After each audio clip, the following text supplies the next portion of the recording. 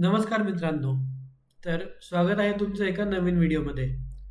तर चला बघूयात आज आपण बँक निफ्टीमध्ये कसं ट्रेड केलं. तर हा आहे बँक निफ्टीचा डेलीचा चार्ट. आता इथे झाले काय ते बघा.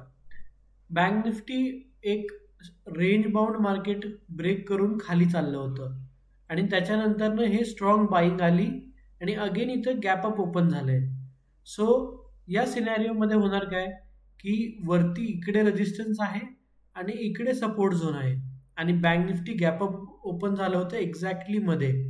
सो ऑब्व्हियसली गोष्ट होती की बँक निफ्टी साईडवेज जायचे चान्सेस खूप जास्त होते. सो मी त्याच्या अकॉर्डिंगच प्लॅन करत होतो. सो साइडवेज मार्केटमध्ये जनरली ट्रेड कसं करतात, इधर तुम्ही लोला बाय करायचा ट्राय करा किंवा हायला सेल करायचा ट्राय करा. सो मी त्याच प्लॅनने माझे 2 ट्रेड घेतले होते.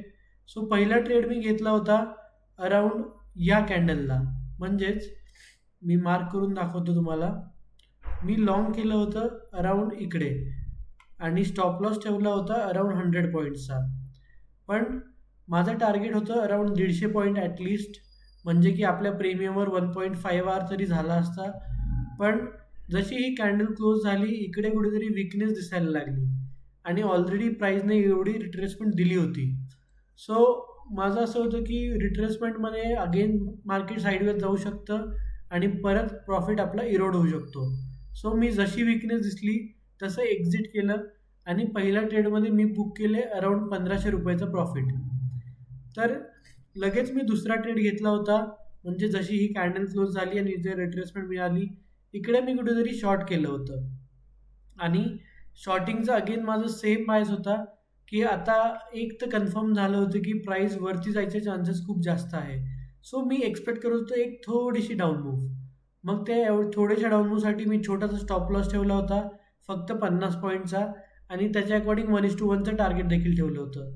पण साईडवेज मार्केटमध्ये हे तुम्ही बघू शकता की 50 पॉईंट पण बँक निफ्टी खाली नाही येऊ शकलं आणि तिथेच ब्रेक इव्हनच्या आसपास मूव्ह करत होतं. तर सेकंड ट्रेडमध्ये आपण बुक केले अराउंड 400 रुपयाचा प्रॉफिट. तर आजचा आपला ओव्हरऑल प्रॉफिट आहे अराउंड 1900 रुपयाचा.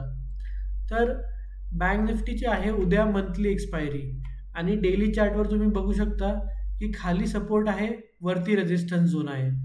तर हाय चान्सेस आहे की उद्या देखील मार्केट थोडंफार व्होलेटाईल असू शकतं आणि जर उद्या एक साईडला मूव्ह आली फर्स्ट हाफमध्ये, माईट बी ती वरती किंवा खाली.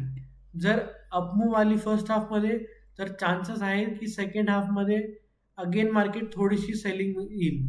जर फर्स्ट हाफमध्ये सेलिंग आली तर चान्सेस आहेत की सेकंड हाफमध्ये अगेन थोडीशी बाईंग येऊ शकते. सो मी याच्या अकॉर्डिंग ट्रेड प्लॅन करणार आहे.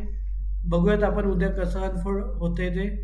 तर जर तुम्हाला आजचा व्हिडिओ आवडला असेल, काही नवीन शिकायला भेटलं असेल तर लाईक करा, चॅनलला सबस्क्राईब करा आणि तोपर्यंत ट्रेड करत राहा, रिस्क मॅनेज करत राहा.